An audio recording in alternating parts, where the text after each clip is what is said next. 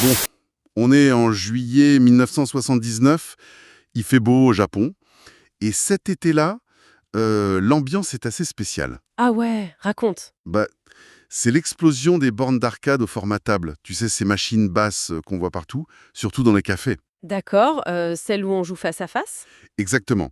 Les pauses café se transforment en duel électronique. T'imagines la scène?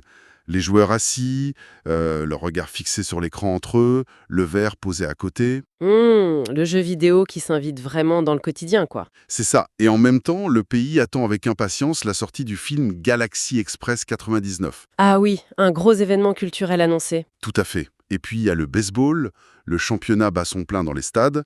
Donc, on a arcade, ciné, sport. Un mélange assez représentatif d'une génération, tournée vers le jeu, le rêve, la compétition. Voilà.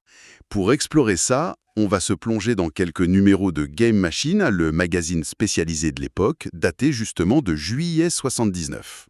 Bonne idée. L'objectif, c'est de voir qui sont les acteurs clés, les tendances. Et peut-être dénicher quelques anecdotes qui montrent l'esprit du moment. Alors, premier constat, l'effet Space Invaders est toujours là, massif. C'est clair, c'est la référence.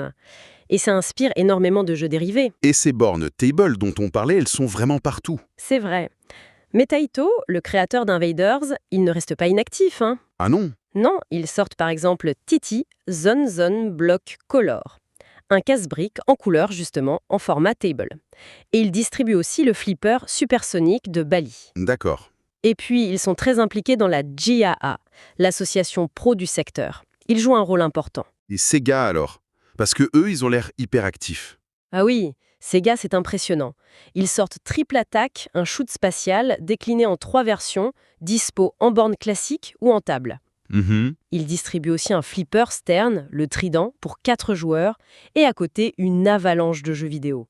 Head-On qui passe en couleur, Castle Take, Starfire, The Driver, GB. Ils ratissent large, comme on dit. Clairement.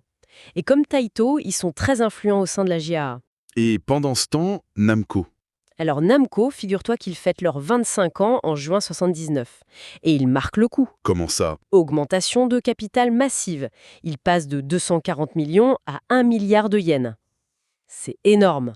Ah oui, quand même. Et surtout, ils annoncent leur ambition. Entrer en bourse vers 1983. Une première pour une boîte d'arcade. Exactement. Ça montre une ambition industrielle très forte. Et financièrement, ça suit. Ils parlent d'un chiffre d'affaires de 9 milliards de yens. Impressionnant. Ils sortent aussi le flipper Atari Superman pour surfer sur le succès du film. Et bien sûr, membre de la GAA aussi. Cette ambition de Namco, c'est intéressant. Et Nintendo, le pionnier historique des cartes Hanafuda, eux, ils sont déjà en bourse, non? Oui, tout à fait. Nintendo a déjà ce statut, ils sont cotés depuis longtemps. En juillet 79, ils sont aussi sur le marché des jeux TV pour la maison avec leur Block Game, par exemple. D'accord, ils observent peut-être ce boom de l'arcade d'un œil un peu différent. Probablement, oui. Mais à côté de ces géants, attention, ça bouillonne. C'est-à-dire? La concurrence est féroce. IREM, qui s'appelait IPM avant, change de nom et lance PT Capsule Invader. C'est une variation d'Invaders, mais assez marrante, avec des capsules et une pause coffee break dans le jeu. Original. Oui. On a aussi OI qui sort Space Stranger, Komaya avec Dynamite Dokkan, un jeu de réflexe. Sigma commercialise son TV Poker. Il a même des trucs plus orientés fêtes foraines, comme le manège Uchu Kago de Tua Kagaku. Un manège vaisseau spatial. C'est ça. Et les sources, les magazines montrent que dans les salons, c'est une déferlante de jeux inspirés d'Invaders, faits par Bandai, Epoch. Tout le monde veut sa part du phénomène spatial, quoi. Exactement.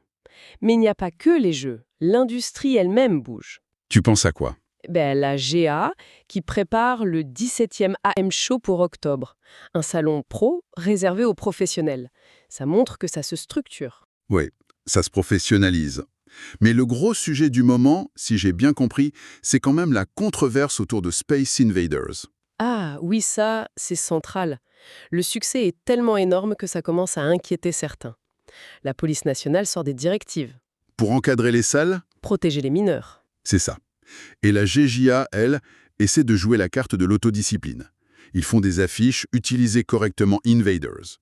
C'est une première tentative de gérer l'image publique du secteur. Il y a même cette histoire folle de parlementaires qui visitent des salles. Oui.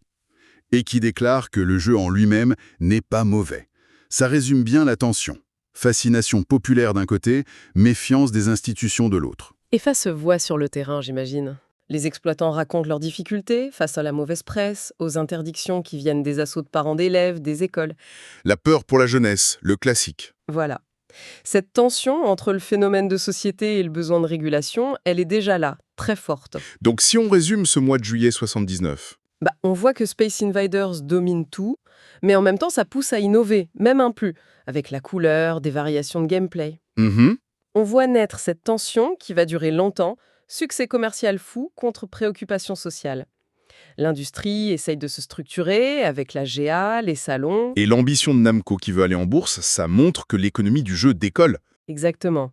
Et culturellement, ces bornes tables dans les cafés, c'est un symbole fort. Le jeu vidéo qui entre dans la vie de tous les jours. En bref, un été 79 bouillonnant, électrisant pour l'arcade au Japon. De l'innovation, le phénomène Invaders, une industrie qui se structure et qui affronte ses premières controverses. Oui, et ça laissait songeur quand même, en plein cœur de cet été-là, au milieu des débats sur la régulation, des copies qui sortaient de partout, qui aurait pu imaginer l'impact culturel, technologique que ces simples jeux allaient avoir? Difficile à dire à l'époque. Quelle trace de cette fièvre de juillet 79 on peut encore voir dans nos vies numériques aujourd'hui? C'est une bonne question.